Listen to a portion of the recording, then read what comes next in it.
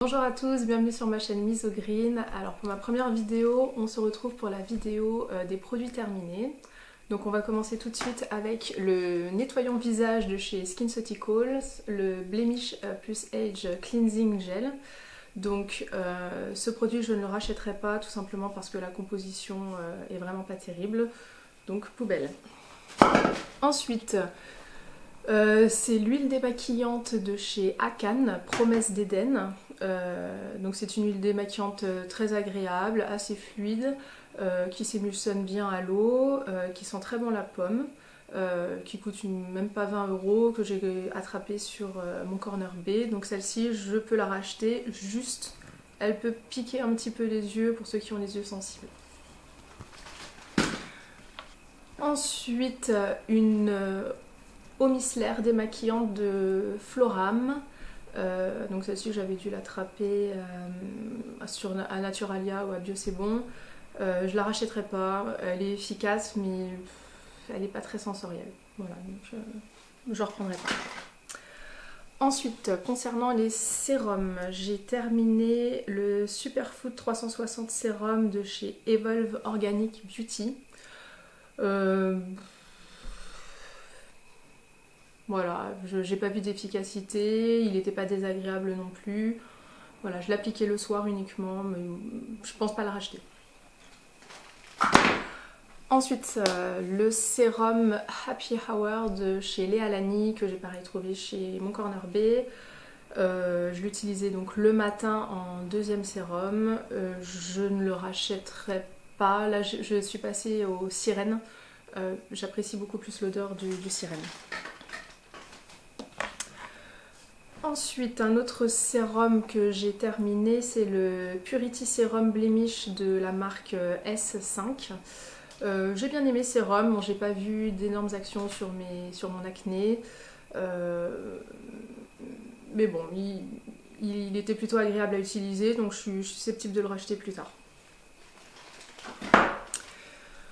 Ensuite, j'ai terminé la caféine solution 5% de The Ordinary que j'appliquais en pré-sérum voilà, en pré-sérum sur le contour des yeux. Bon, ça faisait pas de mal, mais bon, pareil, la compo est pas terrible, donc depuis que j'essaye de faire attention à la composition, je rachèterai pas ce produit. J'ai acheté le Wamisa. Et là, je vais tester le 100% pur. Ensuite, une huile visage de chez Antipode, la Divine Face Oil Avocado Oil and Rose Hip. J'ai pas trop aimé cette huile. Là, j'ai celle de Make It Beauty au thé blanc que je trouve plus efficace que celle-ci. Ensuite, dans la catégorie lèvres, donc j'ai le baume à lèvres de chez La Neige. Donc ça, ce que j'avais acheté avant de faire attention à la composition de mes produits. Je ne rachèterai pas comme composition catastrophique, certes efficace, mais cata. Ensuite, pour les crèmes hydratantes, j'ai fini un fluide hydratant. C'est le Smart Anti-Fatigue Urban Moisture de chez Madara Cosmetics. Efficace pour ma peau mixte, elle hydratait bien sans faire un effet trop gras ensuite pour le maquillage. J'ai bien aimé, juste dans la compo il y a du benzyl salicylate et visiblement c'est pas, ça serait peut-être un perturbateur endocrinien, donc je sais pas, je pense que je vais tester d'autres crèmes hydratantes, mais sinon elle était bien. Une de la marque Sim, la Under My Skin. Celle-ci je l'utilisais le soir uniquement, elle était très bien, elle avait une bonne petite odeur un peu fraîche, un peu de... non pas fraîche, de miel plutôt. Celle-ci c'était celle qui sentait le miel. Elle était bien pour la nuit, elle hydratait bien, pas trop gras, une peau bien hydratée le matin au réveil, très bien. Ensuite, dans les déodorants, bon, sachant que j'en ai eu plein d'utilisés que je n'ai pas pensé à garder, notamment les Schmitt en stick, que je rachèterai pas parce que, alors ils étaient efficaces, mais ils laissaient tellement de marques sous les aisselles, ça tachait les vêtements, ça boulochait un peu sous les plis des aisselles, donc je rachèterai pas. J'avais essayé le Lavera, l'invisible 24 heures déo roll-on. Il est même pas fini, je le jette, il sert à rien. Et je viens de finir le Schmitt en bille, format beaucoup plus pratique qu'en stick. Le charbon magnésium, je le rachèterai pas, il n'était pas très efficace au niveau du contrôle de l'odeur. Voilà, là j'ai le plutôt citron bergamote, plus efficace. Alors j'ai terminé un spray pour faire fixateur de maquillage de la marque Coola, je l'avais choisi tout simplement parce qu'il avait un SPF de 30 pour partir au soleil. Je le rachèterai pas parce qu'il n'a pas une très très bonne composition malgré tout, il pue l'alcool, c'est pas très agréable à utiliser. Ensuite pour le maquillage, alors j'ai fini hier le contour wand de chez Charlotte Tilbury. Donc pareil, je termine mes produits on va dire traditionnels. Je rachèterai pas, tout simplement pour la composition, mais il était très bien. Ensuite j'ai terminé deux anti-cernes de chez Clove & Aloe que j'avais pu attraper chez le site de The Green Jungle Beauty Shop. Donc j'avais la teinte 2 et la teinte 3, souvent je faisais un petit mélange des deux. Ils étaient bien, bon un petit peu petit se termine vite, mais ils étaient bien. J'ai terminé également il y a peu de temps le fond de teint Manasi, je ne sais pas comment ça se prononce, 7 sur le site Mon Corner B. Voilà, donc c'était un fond de teint en peau. Alors sur le site il n'y a pas beaucoup de teintes, il y a une teinte foncée, celle-ci c'est la Sarcoline.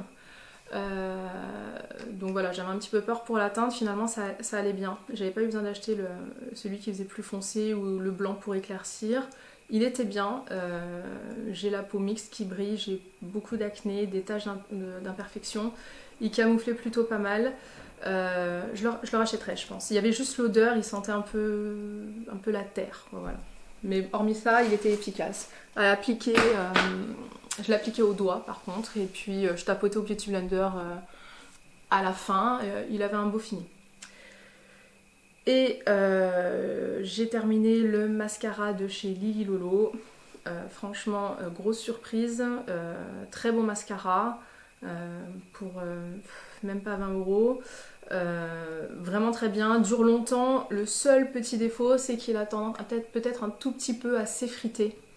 Bon, je me maquille très tôt le matin, donc des fois en fin d'après-midi, j'ai pas mal de petits dépôts de mascara qui est d'effritement.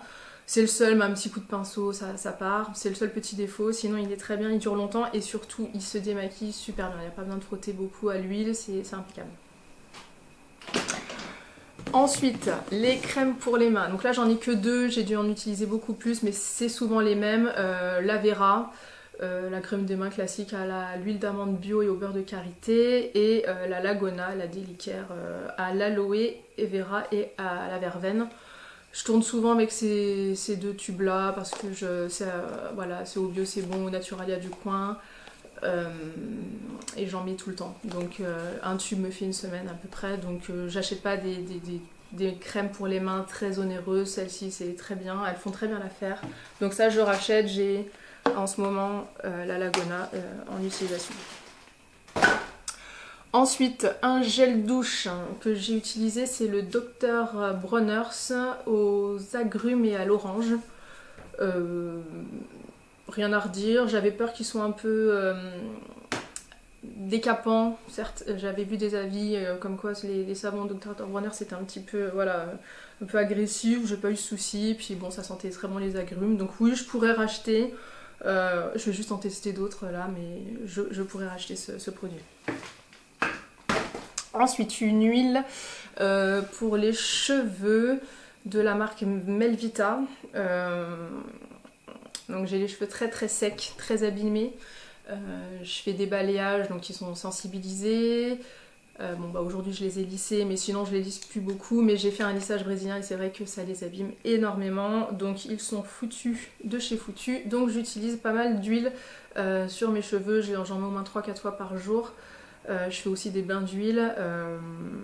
Elle était pas mal.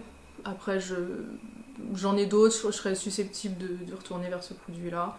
Alors moi, une bouteille comme ça me dure vraiment pas longtemps, comme vraiment j'en ai souvent. Mais voilà, elle coûte pas très cher, elles sont bons et... voilà, correct quoi, voilà. Et pour les derniers, bon c'est pas une catégorie très intéressante, c'est les soins dentaires, bon sachant que j'en ai eu plein d'autres que j'ai jetés, donc c'est le Vademecum bio, c'est à quoi? C'est au thé vert et à la menthe. Bon bah c'est vrai quand on passe des dentifrices conventionnels aux dentifrices un peu plus clean, la texture est quand même un peu bizarre. Bon, ça va, c'est pas aussi frais, il n'y a pas autant d'effets mentholés, donc c'est un peu moins agréable. Bon, ça nettoie, mais bon, c'est vrai que c'est pas fun. J'avais eu les dentifrices de chez Jason qui étaient beaucoup plus agréables à utiliser. Donc celui-là, je le rachète parce qu'il est au supermarché du coin, donc beaucoup plus facile de se procurer.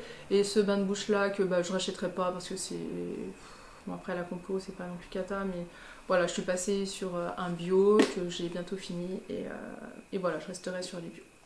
Voilà, donc c'était tout pour aujourd'hui. Donc voilà, je peux me débarrasser de tout ça. Je vous retrouverai pour une prochaine vidéo. À bientôt. Bye!